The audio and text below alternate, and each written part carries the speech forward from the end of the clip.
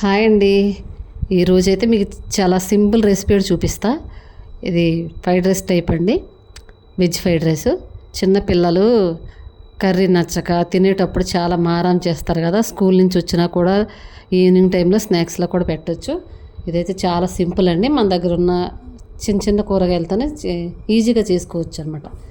పైగా నేను రేషన్ బియ్యంతో చేసి చూపిస్తున్నాను. నేనైతే ముందుగా 2 క్యారెట్లు, ఒక క్యాప్సికమ్, 4 బీన్స్ కాళ్ళు తీసుకుని సింపుల్గా కట్ చేసుకుని నీట్గా పెట్టేసుకున్నానండి. ముందుగా అయితే ఆయిల్ వేసుకుని క్యారెట్ వేసేసుకుని కొంచెం ఇవి పచ్చి కలర్ పోయే వరకు వేగనివ్వాలి. ఇవి వేగాక మనం ఏం వేయాలన్నా చెప్తాను. పిల్లలు ఇప్పుడున్న సిచ్యువేషన్లో పిల్లలు చాలా మారం చేస్తున్నారు ఏం తినాలన్నా సరే. అందుకని ఇలా చేసి పెడితే చాలా చక్కగా తింటారనమాట. ఈ క్యారెట్ అయితే చక్కగా లైట్గా కలర్ మారింది. ఇప్పుడైతే మనం క్యాప్సికం వేసేసుకుని 2 నిమిషాలు మగ్గనిచ్చుకున్నాక మనం తీసుకున్న బీన్స్ కాళ్ళు కట్ చేసి పెట్టుకున్నాం కూడా అవి కూడా వేసుకుని, ఇవి ఎక్కువ మగ్గిపోకూడదండి. ఇవి ఎక్కువ మగ్గితే అది తినేటప్పుడు టేస్ట్ అనిపించదు అనమాట. అందుకని కొంచెం మగ్గనట్టు ఉన్నప్పుడు వేసుకోవాలి. ఇప్పుడైతే బీన్స్ కాళ్ళు వేసుకున్నాను. తర్వాత కొంచెం కరివేపాకు అది కూడా వేసుకుని దీంట్లోకి కొంచెం నేను కసూరి మేతి కూడా వేస్తున్నానండి, అంటే ఫ్లేవర్ కోసం. ముందుగా అయితే కరివేపాకు వేసుకున్నా. ఇది కొంచెం ఒకసారి మనం మళ్ళీ ఒకసారి కలుపుకున్నాక కసూరి మేతి కూడా వేసుకుని చక్కగా మొత్తం కలిపేలాగా చూసుకోవాలి ఒకసారి. ఇది మాత్రం హై ఫ్లేమ్లో పెట్టకూడదు, లో ఫ్లేమ్లో పెట్టుకోవాలి. ఆనియన్స్ కూడా ముందు వేయకూడదండి. ఆనియన్స్ ముందు వేస్తే ఈ మనం వేపే ఫ్రై అన్నది ఆయిల్, ఈ ఆనియన్స్ ముందే వేయడం వల్ల నీరులాగా చేరిపోతుందండి.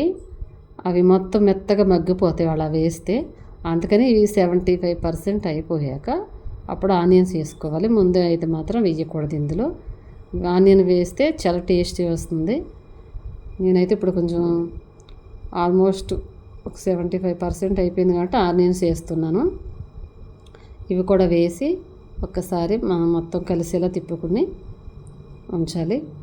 పిల్లలు ఇప్పుడు ఏం తిన్నా మారం చేసేస్తున్నారండి. వాళ్ళకి అన్నం తినిపించాలన్నా స్నాక్స్ తినిపించాలన్నా ఒక యుద్ధంలాగా అయిపోతుంది ఆడవాళ్ళకి, ఇంట్లో ఉన్న ఆడవాళ్ళకి. అందుకని మనం ఇలా చేసి పెడితే వాళ్ళు ఎంతో ఇష్టంగా తింటారని నా అభిప్రాయం. ఇప్పుడైతే కొంచెం సాల్ట్ వేసుకుంటున్నాను. అంటే మనం రైస్ ఎంత వేసుకుంటామన్న దాన్ని బట్టి సాల్ట్ వేసుకోవాలి. దీనికి ఇంత కొలమానం అని ఏమీ లేదు, మనం తీసుకునే రైస్ని బట్టి ఉంటుంది అనమాట. సాల్ట్ వేసుకున్నాక మళ్ళీ మరి ఒకసారి మొత్తం కలిపేసుకుని మనం మూత అయితే పెట్టుకుందాం. ఇప్పుడు మనకి ఇళ్ళు మార్నింగ్ స్కూల్కి వెళ్ళే టైంలో, ఈవినింగ్ వచ్చిన టైంలో కూడా మన టిఫిన్ రోజు ఇడ్లీ దోశలే పెడితే కొంతమంది తినరనమాట. అందుకని కొంచెం రైస్తో ఇట్లా చేసి పెడితే పిల్లలు కూడా చాలా ఇష్టంగా తింటారు. ఇప్పుడైతే కొంచెం గరం మసాలా వేస్తున్నానండి. కొంచెం ఎక్కువ వేస్తున్నాను, ఎందుకంటే నేను రైస్ ఎక్కువ వేస్తున్నాను కాబట్టి. ఒక చిన్న స్పూన్తో 2 స్పూన్లు వేసాను. వేసిన తర్వాత కొంచెం కారం, ధనియాల పొడి, ఒక చిటికెడు పసుపు, ఇవన్నీ ఒక్కొక్కటిగా వేసేసుకొని మొత్తం ఈ మిశ్రమంతా కలిసేలా తిప్పుకోవాలి మనం.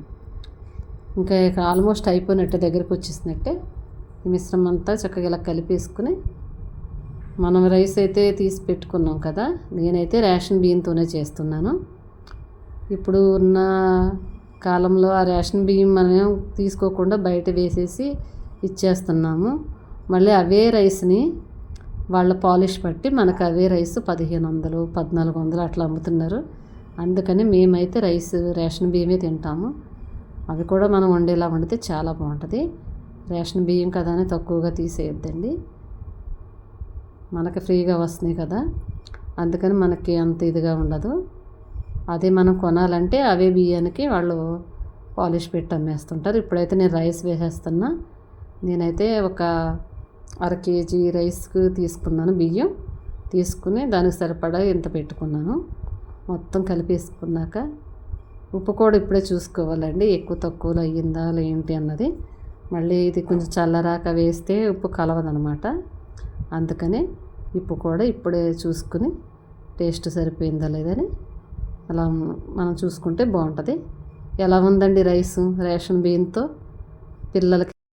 పిల్లలు ఎంతో ఇష్టంగా తింటారు. రేషన్ బియ్యం కదా అని సింపుల్గా తీసేయద్దు. ఇలా చేసి పెట్టండి, కంపల్సరీ తింటారు. మనం ఆడవాళ్ళం పొదుపు చేసుకోవాలి ఇంట్లోనే. ఎలా ఉంది ఏంటన్నది కామెంట్ చేయండి. నచ్చితే ఒక లైక్ చేయండి.